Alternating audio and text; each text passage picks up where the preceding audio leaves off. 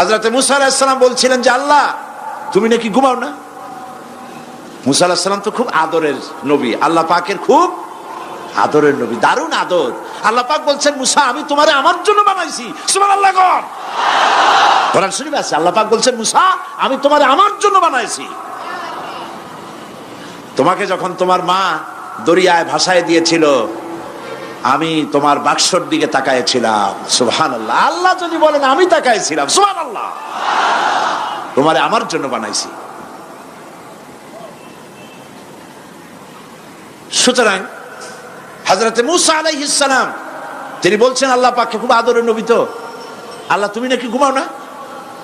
আল্লাহ কয় তুমি বিশ্বাস করো না। হযরত মুসা আলাইহিস সালাম বললেন আল্লাহ অবশ্যই বিশ্বাস করি, তবে বুঝি না বিষয়টা কি, বুঝি না কেমনে না ঘুমাই পারে, বুঝি না।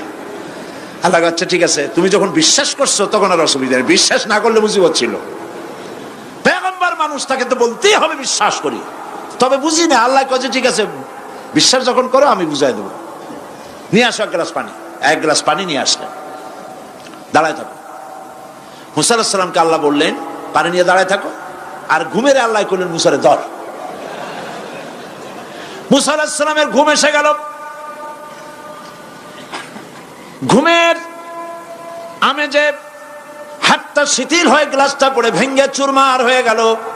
হযরত মুসা আলাইহিস সালাম ভয় পেয়ে গেলেন। আল্লাহ পাক শোনায় দিলেন ভয়ের কোনো কারণ নাই, একটা পরীক্ষার জন্যই দিলাম, তোমার বোঝার জন্যই দিলাম। তুমি যেমন এক গ্লাস পানি নিয়ে একটা গ্লাস নিয়ে এক মুহূর্ত দাঁড়াতে পারলে না, ঘুম আসলো আর হাত থেকে পড়ে গ্লাসটা ভেঙে গেল। মুসারে তুমি বুঝে নাও, তুমি জেনে রাখো তাম সৃষ্টি জগৎ তোমার আল্লাহ রব্বুল আলামিনের হাতের মুঠার মধ্যে রয়েছে। আল্লাহ রব্বুল আলামিন যদি ঘুমায় যান এই পৃথিবীর আকাশ এবং জমিনের সব ট্রাফিক কন্ট্রোল আল্লাহ পাক নিজেই করেন। যদি তিনি ঘুমায় যান সব শেষ হয়ে যান। বাংলাদেশে কি হচ্ছে, পৃথিবীর কোথায় কি হচ্ছে তা আল্লাহ দেখছেন না? চিল্লায় বলো দেখছেন না?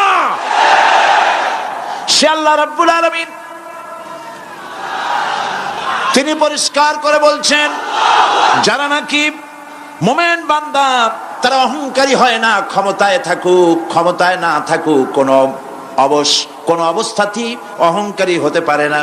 আল্লাহ পাক শোনায় দিয়েছেন যারা অহংকার করে তাদেরকে পরিষ্কার করে বলেছেন ওয়ালা তামশি ফিল আরদি মারহান ইন্নাকা লান তাখরিকাল আরদা ওয়া লান তাবলুগাল জিবালা তুলা ওয়ালা তামশি ফিল আরদি মারহান। খবরদার আমার জমিনের উপরে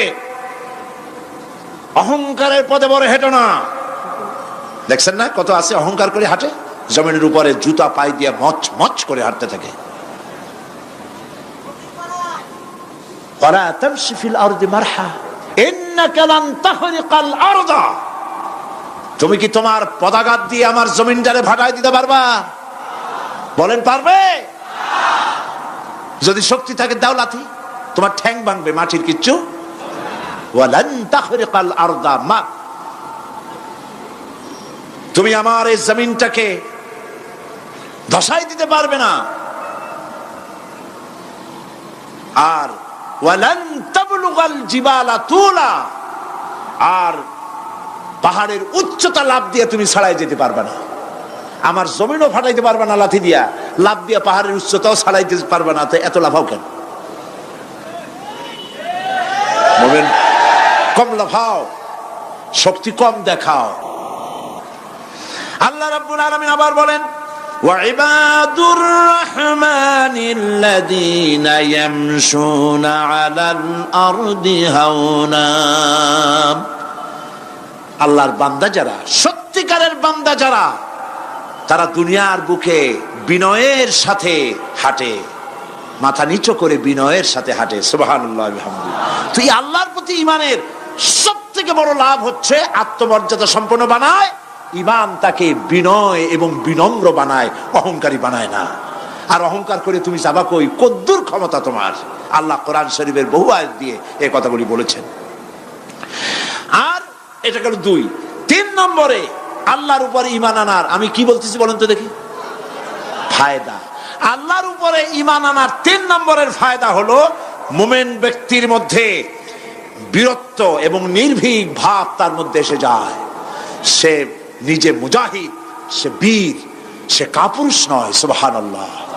আল্লাহর উপর ঈমানের কারণে বীরত্ব এবং নির্ভীকতার প্রশিক্ষণ তার মধ্যে তৈরি হয়ে যায়। কারণ মানুষের সবচেয়ে বড় ভয় হলো মৌতের। বলেন তো দেখি, বড় ভয় কিসের? বলেন সবাই। আর যারা বললেন না তারা, তাদের মৌতের কোনো ভয় নেই। মৌতের ভয় আছে কিনা? আছে। কিন্তু ভয় করে যাবেন কই? ভয় তো সেইটারে করা যায় যেটাকে ভয় করে এড়ানো যায়। এখন মৃত্যুকে ভয় করে আপনি কি এড়াইতে পারবেন? পারবেন? আল্লাহ পাক বলছেন মুমিন নির্ভীক হবে, বীরত্বে পরিপূর্ণ হবে, কাপুরুষ হবে না, মৌতের ভয়তে পালায়ে বেড়াবে না। আল্লাহ পাক বলছেন কুল ইন্নাল মাউতাল্লাযীনা তাফিরুনা মিনহু ফাইন্নাহু মুলাকীকুম। মরণ থেকে পালাও তুমি, মরণ তোমায় লইবে ঘিরি, যদিও সুদূর আকাশ পানে, লুকাও সেথায় লাগিয়ে সিঁড়ি। এ মহারোগের চিকিৎসক নাই, নাই সে ঔষধ জগতে, খুঁজিয়া কাতর হইলে কি হবে, পারিবে না তারে ফিরাতে। মৃত্যু যখন তোমার এসে যাবে, তোমাকে মৌতের হাত থেকে কেউ রেহাই দিতে পারবে না। মৃত্যু তোমার হবেই। সুতরাং মৌত যখন হবে তখন তাকে ভয় করে তো কোনো লাভ নাই। আর মৃত্যু কোথায় হবে, কখন হবে, আমরা কেউ জানি না। জানেন? ওমা তাদরি নাফসুম বিআইয়ি আরদিন তামুত। কোন মাঠে, কোন ময়দানে কখন মৌত হবে কারো জানা নাই। এই গত নভেম্বর মাসের শেষ দিকে আমি লন্ডন সফর করেছিলাম। এক ভাইয়ের কাছে শুনলাম, আমি অবাক হয়ে গেলাম। তিনি পত্রিকায় দেখে আমাকে বলেছেন এক লোক 8 তলা থেকে 8 তলা বিল্ডিং এর ছাদের উপর পড়ে গেছে। 8 তলা বিল্ডিং এর ছাদের উপর থেকে পড়িয়া তার কিচ্ছু হয় নাই, হাত পাও ভাঙে নাই, মরেও নাই, খালি কিছু চামড়া টামড়া ছিঁড়ে গেছে। তাড়াতাড়ি অ্যাম্বুলেন্স আসছে, অ্যাম্বুলেন্সে তাকে নিয়ে গেছে, হসপিটালে নিয়ে যাবে চামড়াগুলো সেলাই করে দেওয়ার জন্য। অ্যাম্বুলেন্সে উঠাইয়া তাড়াতাড়ি অ্যাম্বুলেন্স আসছে। দরজা যেভাবে লাগাইছে দরজাটা ভালোভাবে লাগে নাই। দেখেন নাই মাইক্রোবাসে বা অ্যাম্বুলেন্সে অনেক সময় দরজা এরকম মারে, মারার পরে অনেক সময় লাগে না, যার জন্য ড্রাইভার বলে যে দরজাটা ভালো করে লাগায় নাই। ঠিক না? দরজাটা ভালো করে লাগে নাই। সামনে চলতে গিয়ে এই গাড়িটার ব্রেক কষতে হয়েছে ড্রাইভারের কোনো কারণে। যেই না ব্রেক কষেছে আর অমনি দরজা যেটা লাগছিল না ভালো করে, দরজাটা খুলে গেল। আর রুগীটা 8 তলা কাছে পড়ছিল, ওইটা ছিল পাশে, সে ছিটকে গিয়ে রাস্তায় পড়লো। আর একটা বাস সামনের থেকে এসে মাটিতে তাকে চ্যাপ্টা করে দিয়ে চলে গেল। শুনিয়া আমার মুখ থেকে বেরিয়ে গেল আল্লাহু আকবার। বলেন আল্লাহু আকবার। মুমিন ব্যক্তি তার বড় ফায়দা, সে সাহসী হয়। সুবহানাল্লাহ বলেন। দেখেন বুখারী শরীফের হাদিস, যুদ্ধের জন্য, বদরের যুদ্ধ, হুজুর সাল্লাল্লাহু আলাইহি ওয়াসাল্লাম সৈন্যদেরকে রিক্রুট করছেন। কিন্তু কথা বলতে গিয়ে রাসূল করিম সাল্লাল্লাহু আলাইহি ওয়াসাল্লাম দাওয়াত দিচ্ছেন, কিন্তু মনে মনে চিন্তাও করছেন যে সামান্য কিছু লোক, অস্ত্রপাতি কম, এই জিহাদের অবস্থাটা তারা কিভাবে নেবে। একজন যুবক সাহাবী দাঁড়ায় গেলেন, তার নাম মিকদাদ রাদিয়াল্লাহু তাআলা আনহু। যুবক, এই পৃথিবীতে যুবকদের ইসলামের সবচাইতে অবদান কাদের? চিল্লায় বলো। যুবকদের অবদান সবচাইতে বেশি। হযরত মিকদাদ রাদিয়াল্লাহু তাআলা আনহু তিনি দাঁড়ায় গেলেন। তিনি বললেন, ইমদি বিনা ইয়া রাসূলুল্লাহ হাইসুমা তাশা। হাদিস, হে রাসূল, আপনি আমাদেরকে নিয়ে চলুন। কত সৈন্য তারা আসতেছে, কত অস্ত্র নিয়ে আসতেছে, এটা আমাদের ভাববার বিষয় নয়। আপনি আমাদের নিয়ে চলুন। হাইসুমা তাশা আয় হাইসুমা আমারাকাল্লাহ। আল্লাহ আপনাকে যেদিকে আমাদের নিয়ে যাইতে কয় আপনি সেই দিকে আমাদের নিয়ে চলুন। ইন্না লা নাকুলু লাকা কামা ক্বালা বনু ইসরাঈল লিমূসা আলাইহিস সালাম ইযহাব আনতা ওয়া রাব্বুকা ফাকাতিলা ইন্না হাহুনা কায়িদুন। অর্থাৎ হে রাসূল, আমরা বনি ইসরায়েলের মতো বলবো না। শোনেন, আমরা বনি ইসরায়েলের মতো বলবো না যে মুসা তুমি এবং তোমার আল্লাহ এই দুইজনে গিয়ে ফেরাউনের বিরুদ্ধে যুদ্ধ করো, আমরা যাবো না, আমরা এখানে বসে থাকবো। এই কথা আমরা বলবো না। আমরা মুসা আলাইহিস সালামের উম্মত নই, আমরা মুহাম্মদ সাল্লাল্লাহু আলাইহি ওয়াসাল্লামের উম্মত। বরং আমরা বলবো বাল ইযহাব আনতা ওয়া রাব্বুকা ফাকাতিলা ইন্না মাআকুমা মুকাতিলুন। বরং আমরা আপনার সাথে আল্লাহর হুকুম মাফিক লড়বো, জিহাদ করব, ততক্ষণ পর্যন্ত মা দামাত আইনুম মিন্না তাতাররাফ, যতক্ষণ পর্যন্ত আমাদের চোখের পাতা নড়তে থাকে ততক্ষণ আপনার সাথে থেকে কাফেরের বিরুদ্ধে লড়াই করে যাব। জীবনের পরোয়া তারা করেন নাই, জীবনের পরোয়া করেননি। হুজুর সাল্লাল্লাহু আলাইহি ওয়াসাল্লাম দারুণ ভাবে খুশি হয়ে গেলেন। হুজুর হেজিটেট ফিল করছিলেন যে এই সামান্য কিছু লোক, অস্ত্র নাই, পাতি নাই, এতগুলি লোকের বিরুদ্ধে যুদ্ধ করতে যাবে। যুবকের মুখে এই কথা শুনে হুজুর দারুণ খুশি হলেন। আল্লাহর নবী বললেন, কুমু বিনা ইলা জান্নাতিন জান্নাতুন আরদুহা কারদিস সামাওয়াতি ওয়াল আরদ। ও সাহাবীরা, তোমাদের মনোভাব যখন এই, তোমাদের মানসিকতা যখন এই, চলো আমার সাথে বেহেশতের দিকে, সেই জান্নাতের দিকে যেই জান্নাত আল্লাহর আকাশ আর জমিনের চাইতে অনেক প্রশস্ত। চলো আমার সাথে বেহেশতে, সুবহানাল্লাহ, চলো আমার সাথে জান্নাতে। ফাকামা উমাইর বিন হামাম ওয়া কানা ইয়াকুলু তামার। হযরত উমাইর নামক একজন যুবক দাঁড়ায় গেলেন এবং তিনি হাতে কতগুলি খরমা ছিল, সেই খরমাগুলি তিনি চিবোচ্ছিলেন। রাসূলুল্লাহর বক্তৃতা শুনতেছিলেন আর খরমা চাবাচ্ছিলেন। খরমা চাবান, বিচিগুলি ফেলে দেন, এভাবে করতেছেন, হাতে কতগুলো খরমা। হযরতে উমাইর বলছেন, ওয়াকালা বাখ বাখ, অর্থাৎ আয় আযমাহু আয় আহসানাহু। হে রাসূল, আপনি কি সুন্দর কথা বললেন। আপনার সাথে লড়াই করতে যাব কাফেরদের বিরুদ্ধে, সেই লড়াই করলে এমন বেহেশত পাবো যে বেহেশত হবে আকাশ আর জমিনের চাইতেও প্রশস্ত। তাহলে ওয়াল্লাহি হাত্তা আকুলাহুন্না ইন্নাহা লাহায়াতুন তাবিলা, তাহলে আমার হাতে যে খরমাগুলি আছে এই সমস্ত খরমাগুলি খেতে গেলে কিন্তু অনেক সময় লেগে যাবে। এত সময় বেহেশতে যাওয়ার জন্য আমি তো তর সহ্য করতে পারবো না। ফারামাবিহিন্না, হাতের সব খরমা ফালাই দিলেন, যুদ্ধে ঝাঁপায় পড়লেন। অনেকক্ষণ কাফেরদের বিরুদ্ধে লড়াই করে হযরত উমাইর শাহাদাত বরণ করলেন। রাসূলুল্লাহ তার লাশের কাছে গিয়ে আঙ্গুল দিয়ে ইশারা করে বললেন, ইন্নাকা মিন আহলিহা। উমাইর, তুমি যেই বেহেশতে যাওয়ার জন্য খরমাগুলি খাওয়ার সময় পাচ্ছিলে না, তাড়াতাড়ি করে খরমাগুলি হাত দিয়ে ফেলে দিয়েছিলে, আমি আল্লাহর রাসূল, আমি সাক্ষ্য দিচ্ছি অবশ্যই আল্লাহর সেই জান্নাত তোমার জন্য অবধারিত। মুমিন ব্যক্তি সে কখনো মৃত্যুর ভয়ে উদ্দেশ্য হাসিল থেকে চুপ করে বসে থাকে না। সে ভয় করে কেবলমাত্র কাকে? সে মৃত্যুর ভয়, মৃত্যু হবেই এবং আমার জন্যে বিশ্বাস রাখতে হবে। আমার জন্যে যদি কোনো বুলেট এর উপরে আমার নাম লেখা থাকে, পৃথিবীর সমস্ত মানুষ আমাকে পাহারা দিয়ে সেই বুলেট থেকে আমাকে রক্ষা করতে পারবে না।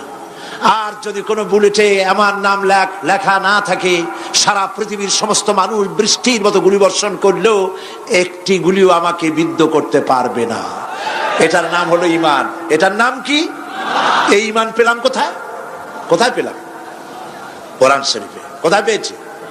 আল্লাহ আমাদের জাতির পিতা কি নাম কি? হযরত ইব্রাহিম আলাইহিস সালাম। কোরআন শরীফের ভিতরে তার কথা আল্লাহ পাক কোট করে দিয়েছেন।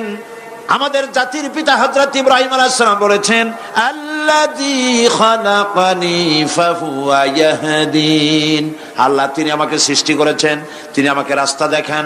ওয়াল্লাযী হুয়া ইউতঈমুনি ওয়া ইয়াসকিন। আর আমি যখন ক্ষুধার্ত হই তিনি আমাকে খাওয়ান, যখন তৃষ্ণার্ত হই তিনি আমাকে পান করান। ওয়া ইযা মারিতু ফাহুয়া ইয়াশফিন। আর যখন আমি অসুস্থ হই, রোগাক্রান্ত হই, আল্লাহ রাব্বুল আলামিন তখন আমাকে রোগ মুক্ত করে দেন। সুবহানাল্লাহ। আমার অসুখ হলে কে রোগ মুক্ত করেন? সুতরাং দীর্ঘস্থায়ী কোনো রোগ হয়েছে, মুমিন হতাশ হবে না। মুমিন হতাশ হবে না। হতাশ হয় কেবলমাত্র কাফের। হতাশ হয় কে? মুমিন কখনো হতাশ হয় না। হতাশ হয় ইমানের পরিপন্থী কাজ। আল্লাহ পাক বলেছেন লা তাকনাতু মির রাহমাতিল্লাহ, আমার রহমত থেকে মায়ুস হও না। দেখেন হযরত আইয়ুব আলাইহিস সালামের কত বড় রোগ হয়েছে, শরীর পোকায় ধরেছে, জর্জরিত হয়েছে, দুর্গন্ধ হয়েছে, গ্রামের লোকেরা তাকে বের করে দিয়েছে, স্ত্রী পুত্র পরিজন সব চলে গিয়েছে। এমনকি জিহ্বায় যখন পোকা ধরল, হযরত আইয়ুব আলাইহিস সালাম আল্লাহ রাব্বুল আলামিনের দরবারে ফরিয়াদ করলেন, আন্নী মাসানিয়াদ-দুরর ওয়া আনতা আরহামুর রাহিমিন। আয় আল্লাহ, আমি অসুস্থ হয়ে পড়েছি, আমি রোগাক্রান্ত হয়েছি, আর তোমার নাম রহমান রহিম, তুমি আমাকে রোগ মুক্ত করো। হযরত আইয়ুব আলাইহিস সালাম আল্লাহর দরবারে ফরিয়াদ করলেন, রব্বুল আলামিন সারা শরীরে পোকায় জর্জরিত হয়ে গেছে, এখন আমার জিহ্বায় পোকা ধরেছে, মাবুদ গো আমি তোমার কাছে ফরিয়াদ করি, আমার জিহ্বায় পোকা দিও না, কারণ জিহ্বাটাও যদি নষ্ট হয়ে যায় তাহলে তোমার মতো আল্লাহর জিকির আমি কি দিয়া করব। হযরত আইয়ুব আলাইহিস সালাম আল্লাহ পাকের কাছে যখন এ ধরনের ফরিয়াদ জানালেন, রব্বুল আলামিন তাকে তার রোগ মুক্ত করে দিলেন, তার স্ত্রী পুত্র সব আল্লাহ রব্বুল আলামিন ফিরাইয়া দিলেন। সুবহানাল্লাহ। সুতরাং মুমিন ব্যক্তি, কোরআন শরীফে সব আছে, কোরআনের মতো শ্রেষ্ঠ ওয়াজের কিতাব পৃথিবীতে আর শুধু বোঝার দরকার। বিপদে যত বড় বিপদ আসুক, কোন বিপদে মুমিন ধৈর্য হারাবে না। হযরত ইয়াকুব আলাইহিস সালামের ছেলে ইউসুফ আলাইহিস সালামকে যখন তিনি হারায় ফেললেন, তিনি অধৈর্য হয়ে গেছিলেন নাকি? অধৈর্য হন নাই। কারণ আমি আমার বক্তৃতার সূচনায় বলেছি, আমরা কল্যাণ বুঝি না, অকল্যাণও বুঝি না। কোন বিপদ আসতে পরে আমরা হয়রান হয়ে যাই, কিন্তু বিপদের মধ্যে কল্যাণ আছে আমরা তা বুঝতে পারি না। কথা বুঝে আসছে? হযরত ইউসুফ আলাইহিস সালামকে কুয়ার ভিতরে ফেলে দেওয়া হলো। 11 ভাই মনে করেছে কুয়ার ভিতরে ফেলে দিয়া ইউসুফ আলাইহিস সালামকে মেরে ফেললাম, কিন্তু তারা বোঝে নাই আসল কামটা কি হয়েছে। এটা তো কুয়া নয়, এটা একটা টানেল, এটা একটা সুড়ঙ্গ। একদিকে কেনান হলো তার এক মুখ, ওই সুড়ঙ্গের এক মুখ হলো কেনানের। কেনান ইউসুফ আলাইহিস সালামকে ফেলে দেওয়া হলো কুয়ার ভিতরে মারার জন্য, কিন্তু আল্লাহ পাকের ইচ্ছা ইউসুফ আলাইহিস সালাম মরবে না। এই টানেলের অপর প্রান্ত মিশরের সিংহাসনের টানেলের এপার দিয়া ইউসুফ আলাইহিস সালামকে ঢুকালেন, অপর প্রান্তে মিশরের সিংহাসনে ইউসুফকে আল্লাহ বসাইয়া দিলেন। হযরত ইয়াকুব ছেলের জন্য অধৈর্য হলেন না। যখন তিনি খবর পেলেন ছেলে বাঘে খেয়ে ফেলেছে, তিনি তখন বলেছেন, ফাসাবরুন জামিলুন আসাল্লাহু আইয়াত আইয়াতিয়ানি বিহিম জামিআ ইন্নাহু হুয়াল আলিমুল হাকীম। ফাসাবরুন জামিল, আমি উত্তম ভাবে ধৈর্য ধারণ করলাম, এবং আমি বিশ্বাস করি আল্লাহ রাব্বুল আলামিন আমার হারানো সবকিছু আমাকে ফিরাই দিবেন। বহু বছর পর যখন হযরত ইউসুফ আলাইহিস সালাম প্রেসিডেন্ট হয়েছেন মিশরের, 11 ভাই গেল সেখানে সাহায্য আনার জন্য। সেই ঘটনা তো শোনাবো না, এমনি বলে যাচ্ছি। এরপরে তিনি তাদেরকে পরিচয় দিলেন, ওরা ভয় পেয়ে গেল। তিনি বললেন, ভয়ের কোনো কারণ নাই, লা তাসরিবা আলাইকুমুল ইয়াউম, আজকে আমি কোনো প্রতিশোধ তোমাদের নেব না। সুবহানাল্লাহ। এর নাম পয়গম্বর, এর নাম কি? আল্লাহর নবী। আমি আজকে কোনো প্রতিশোধ তোমাদের নেব না, তোমরা যাও। পিতার অবস্থা তিনি জানলেন, কাঁদতে কাঁদতে পিতার চোখ দুটো নষ্ট হয়ে গেছে। ইয়াকুব আলাইহিস সালাম, হযরত ইউসুফ আলাইহিস সালাম বললেন, যাও। নিজের জামাটা খুললেন, গায়ের জামা খুলে বললেন, ভাইরা আমার এই জামা নিয়ে যাও, আর আমার আব্বার চোখের উপরে এই জামাটা রেখে দিও। ছেলেরা যখন হযরত ইউসুফ আলাইহিস সালামের জামা নিয়ে মিশর থেকে রওনা করেছে, গল্প নয়, উপন্যাস নয়, আল্লাহ পাক এই কোরআন শরীফের সূরা ইউসুফে বলেছেন, জামানিয়া মিশর থেকে রওনা করেছেন। কোথায় মিশর আর কোথায় কেনান? কেনানে বসে হযরত ইয়াকুব আলাইহিস সালাম বলছেন, তোমরা যদি আমাকে মতিভ্রম পাগল যদি মনে না করো, তাহলে একটা কথা বলি, আমার নাকে এখন আমি ইউসুফের গন্ধ পেতেছি। তোমরা যদি আমাকে মতিভ্রম না করো তাহলে আমি বলি আমি কিন্তু ইউসুফের গন্ধ পেতেছি। সুবহানাল্লাহ। হযরত ইউসুফ আলাইহিস সালামের জামা এনে ভাইরা যখন হযরত ইউসুফের চোখের উপরে রেখে দিলেন, হযরত ইয়াকুবের দুটো চোখ সাথে সাথে আল্লাহ ভালো করে দিলেন। ফাসবরুন জামিল, ধৈর্য ধরো। ইমানদার ব্যক্তি আশার উপরে তার জীবন বাঁচে, কারণ যত বড় বিপদ আসুক না কেন আশ্রয় পাওয়ার একটা জায়গা আছে, তার নাম হলো আল্লাহ। নাম কি? বলেন আল্লাহ। সবাই বলেন আল্লাহ আল্লাহ আল্লাহ আল্লাহ। হযরত ইউনূস আলাইহিস সালাম মাছটাকে গিলে ফেলে দিল, মাছটাকে গিলে মাটির অতল তলদেশে চলে গেছে। এত বড় বিপদ পৃথিবীর কোন মানুষের হতে পারে নাকি? বলেন, কি বলেন? মাছের পেটের ভিতরে জানালা নাই, দরজা নাই, বেরোবার কোনো পথ নাই, মাছ গেছে পানির অতল তলদেশ। আল্লাহ পাক কোরআন শরীফের ভিতরে মানুষকে শোনান, আল্লাহ ওয়াজ করছেন। সুবহানাল্লাহ বলেন। আল্লাহ পৃথিবীর মানুষকে ওয়াজ করছেন, দুনিয়ার মানুষকে শোনান। আমার ইউনূস তো ধৈর্য হারা হয় নাই। ওয়াযান্নুন ইয যাহাবা মুগাদিবান ফাযান্না আন লান নাকদিরা আলাইহি ফানাদা ফিয-যুলুমাতি আন লা ইলাহা ইল্লা আনতা সুবহানাকা ইন্নী কুনতু মিনাজ জালিমিন। ফানাদা ফিয-যুলুমাত, জামায়ে কাসির, ত্রিবিধ অন্ধকারের ভেতর থেকে হযরত ইউনূস আলাইহিস সালাম চিৎকার মারলেন। মাছের পেটের অন্ধকার, পানির অন্ধকার, রাতের অন্ধকার, ত্রিবিধ অন্ধকারের ভেতর দিয়ে মাছের পেটের মধ্য দিয়ে ইউনূস আলাইহিস সালাম চিৎকার মারলেন। অধৈর্য হন নাই, হার্ট ফেল করেন নাই। তিনি বলছেন, পড়েন আমার সাথে, লা ইলাহা ইল্লা আনতা সুবহানাকা ইন্নী কুনতু মিনাজ জালিমিন। তুমি ছাড়া কোনো ইলাহ নাই, কোনো পোষ্য নাই, মাবুদ নাই। তোমার পবিত্রতা ঘোষণা করছি, আমি জালিমদের অন্তর্ভুক্ত হয়ে গেছি। ইউনূস আলাইহিস সালাম যখন কাঁদতেছিলেন, আল্লাহ রাব্বুল আলামিন সেই কান্না শুনেছিলেন কিনা? বলেন, শুনছিলেন কিনা? শুনতে পেয়েছিলেন কিনা? পানির ভিতরে কেউ শোনে নাই, মাছের পেটের ভিতরে ইউনূস আলাইহিস সালাম কিভাবে চিৎকার করছেন, মাছের পেটের ভিতরের আওয়াজ পানির ভিতরে কেউ শোনে নাই, জমিনের কেউ শোনে নাই, অন্তরিক্ষে কেউ শোনে নাই, সাত আকাশের ভিতরে কেউ শোনে নাই, কিন্তু আরশে আজিমের মালিক আল্লাহ রাব্বুল আলামিন শুনতে পেয়েছেন। সঙ্গে সঙ্গে রব্বুল আলামিন জবাব দিলেন, ফাস্তাজাবনা লাহু ওয়া নাজ্জাইনাহু মিনাল গাম্মি ওয়া কাযালিকা নুনজিল মুমিনিন। পড়েন, ফাস্তাজাবনা লাহু ওয়া নাজ্জাইনাহু মিনাল গাম্মি ওয়া কাযালিকা নুনজিল মুমিনিন। আমি ইউনূসের ডাকের জবাব দিলাম। কে বলতেছেন? বড় করে বলেন, কে বলছেন?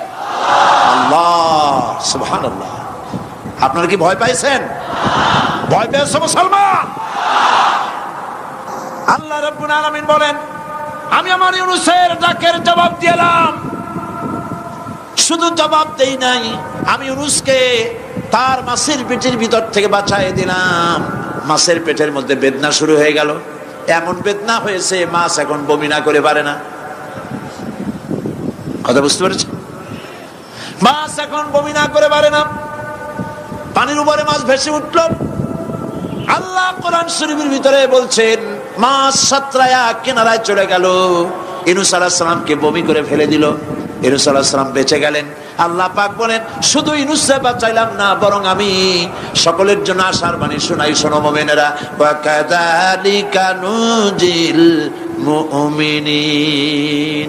মুমিন বান্দা যারা, যত বড় বিপদ আসুক আমারে ডাকো, আমি বিপদ দিয়ে বাঁচাই দেব। সুবহানাল্লাহ।